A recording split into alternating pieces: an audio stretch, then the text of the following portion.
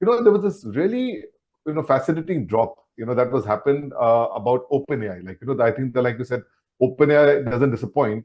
And I think there's an announcement with Figure One and OpenAI. I think they raised around close to $1 billion. I think around $700 million. OpenAI being one of the larger, contributors to that round. And then they integrated the whole robotics, with the OpenAI LLM and now the OpenAI text to speech, right? Any thoughts on that? Because I think that was No, really no, that's a great one. The 700 is a curious one. The seven thing seems to be good for, 700 million, 7 trillion. Okay, all these numbers seem to be very close to OpenAI's hearts. But Acha. look, I think in fact, the next article that I'm contemplating writing, in my fortnightly series, is on AI hardware. And as um, I read something, another article in Financial Times many weeks back, which was very interesting. James Thornhill, and he said that hardware is eating the world, not Yeah. software. Yeah. Okay, not software, like which famously has been said. And he was coming from the chips and the semiconductors and the, that, because those were really, and NVIDIA and TSMC and ASML making those machines, etc., who were actually, if you think about it, it's these quote unquote hardware companies which have benefited, probably the only companies which have benefited from a revenue and a revenue standpoint from generative AI especially. So, there's a lot of action happening in hardware. And then we had this other set of hardware, agent-related hardware, which I think we'll see a boom of, which is the AI pin and the Rabbit R1, etc., which are post-mobile, post-smartphone devices. And I think the third set of hardware is the Figure kind of hardware. There are a bunch of people making robotics, but Figure has had the most celebrated founders, and they have had the most attention, especially in Silicon Valley, also because of the OpenAI partnership. And how now OpenAI's software can empower great hardware. And in many ways, it's the same agent thing that, this generative AI becomes an agent. And rather than software agents, now there'll be hardware agents in some sense, where you can actually also do that stuff. But I think hardware, as the name itself suggests, is very hard. Okay. And so, even Musk, who's been making his own robot for a while, has been struggling with that. Okay. And it'll be interesting to see how while the software for that robot might be very exciting, how they can manage to, get basic functions done, humanoid functions done from Figure, will be really the key. And so it's not about generative AI as much as it will be about sensors and hardware and actuators and, gyroscopes and some of those things, which are far more difficult to control than the software is. Right. No, great points. So I think with this, let's move along to the topic today, which is really about AI and the road to singularity, part 2. Will AI become smarter than humans? So, when we kind of touch upon this point around smartness and intelligence, I think the question really, I think first arises that, before we make a statement like that, what exactly do we mean by intelligence? I mean, if you think about it, for all practical purposes, calculators, your humble Casio calculator and your supercomputers, I mean, they've been, really beating humans for I would say now maybe a couple of decades now, when it comes to compute, when it comes to logic, whether it's chess or whether it's Go. But, we've never really thought of them as really an intelligent being, or as an existential threat, right? So what should be a good metric of intelligence when we make these kind of statements? Is it creativity, logic, task? Any thoughts on that? No, that's a very good question. When I was at Cambridge, we had like a seminar to talk about artificial intelligence, and it was a day-long thing. And we never progressed because at the end of the day, no one could even define intelligence. Okay. Yeah.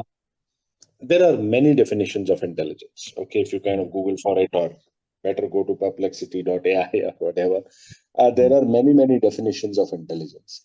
But there is none I mean, and there is none which is a universally accepted definition as far as this area is concerned. I also remember reading a book, very good book famous book, great book by a lady called Kate Crawford, called The Atlas of AI. And she had a startling statement there saying that AI is neither artificial nor intelligent. And the artificial part, why it's not, is because there's so much human beings behind what we think is AI. And millions, tens of thousands of people labeling stuff and doing stuff which makes AI happen. But the ghost workers, as they call them. But the other part was that why it's not intelligent, because we don't even have a definition, and in many ways, even what a baby can do, most AI cannot do. And that's where the Musk statement comes in very interestingly, okay? Because intelligence, even if you were to say, okay, fine, intelligence is everything that a human being can think, and basically because of that thinking can do, then which human being? Okay, I mean, human beings can have IQs, which is a measure of intelligence, from 30 to 200. So which human being are you talking about? Are you talking about an average? But then is that intelligence? Because human beings are famously collaborate. They have language, they talk to each other. And so they use the sum total of intelligence rather than a single person's intelligence. That's why there are organizations, and organizations have multiple employees and people, because it's not one person. And so that's why this concept of, okay, not one person, but global human intelligence, all intelligence that exists in every human being in the world, which according to Musk, who just likes to say things, is going to happen in a year. Okay, so I don't have a definition, honestly, of intelligence. What it is not, it's not consciousness. Okay, they are separate. Okay, what it is not, it's not. I mean, you shouldn't confuse it with emotion.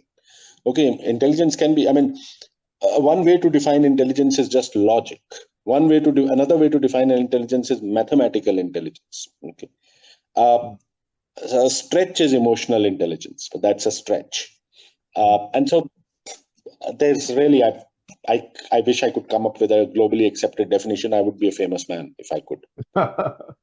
You are a famous man, but I think you made a very interesting observation out here. You said that intelligence is not consciousness, right? And I think for the longest, we've been actually conflating three elements.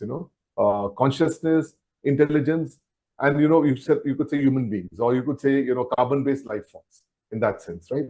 And I think to the best of our knowledge, at least at this point in time, it's only probably carbon-based life form which apparently have all the three, right? I think what we are now probably going to be trying to explore is now that we've seen that you can actually have silicon-based item like a computer or an AI, which can be intelligent.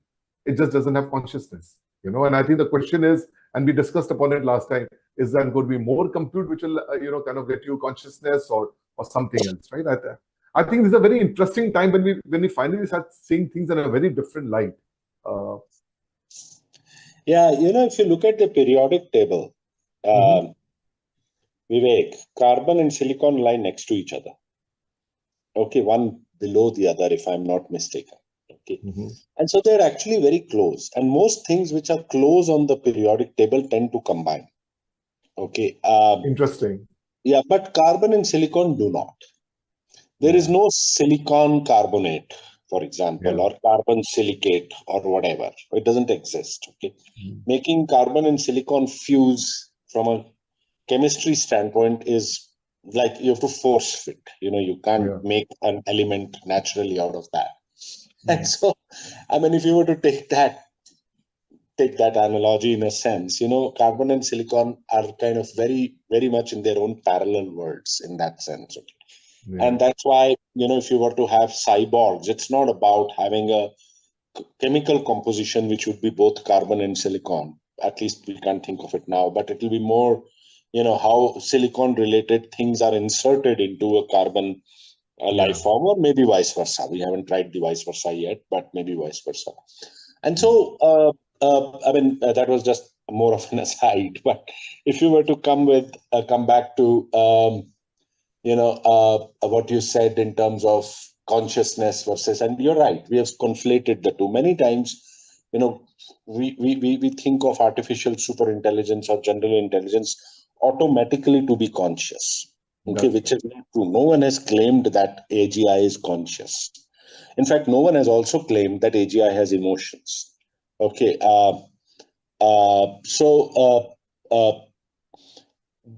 those are, in my mind at least, I mean, there are massive scholars of consciousness. I mean, it's perhaps the most studied thing in AI research today.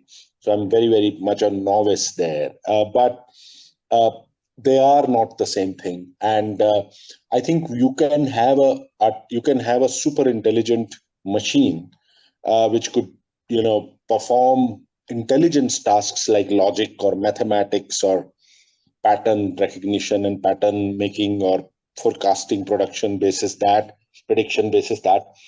But that doesn't mean that it will be conscious. And coming to the last part, what would it take? I think we spoke about it last time.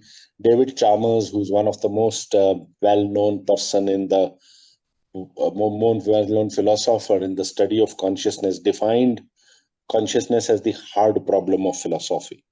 Okay, and which basically is that no one has been able to figure out still what does it take to be conscious. People have managed to study the brain till the synapse, okay, of the neuron and the synapse firing, etc. But then what magic happens after that?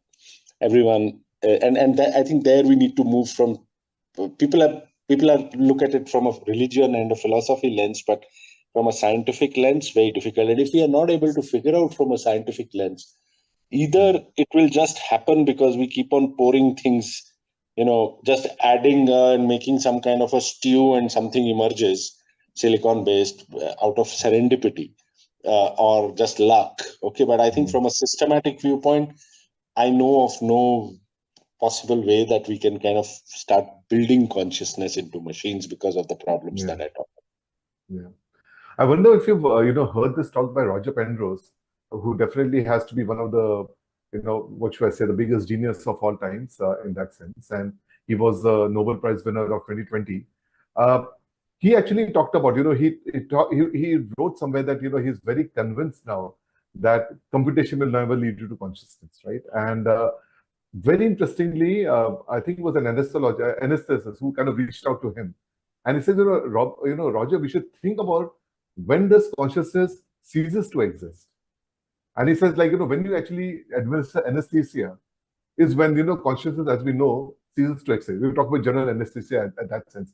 And that's when he talked about these protein structures called microtubules in the brain, which apparently is. So now Roger Penrose apparently is quite convinced that, microtubules is probably where you will eventually find, the genesis of consciousness. And in his mind, consciousness is something that's always going to be linked to biology. It's never going to be something that can be created, So I don't know if you've really come across that, but that's a wonderful, I do remember reading it. Penrose obviously is a giant in the field, and therefore, I have nothing more to say beyond what he's saying. But there are many approaches. For example, there's the Indian philosophy approach, where there are these 4 states, right? So there's the state of waking, where obviously you're conscious, and then there's the second state, which is the state of dreaming. Okay, where also you're conscious. Okay, your mind is kind of creating images. There's a third state, which is the state of deep sleep. Okay, where people are divided whether you're conscious or not really conscious. And then there's the fourth state, which is Thuraya. Thuraya basically in Sanskrit means 4. Okay, 4. And the fourth state, which you achieve through meditation and samadhi, etc., is where you're not conscious. Okay, and you kind of look, there are multiple ways. It's all in this area right now. Okay, and Penrose, I think, wrote about what you're saying decades back. But I don't see that people have figured out in those decades that therefore this is where consciousness lies. And so I also see that as one possible theory, but we don't have any proof in that sense of that.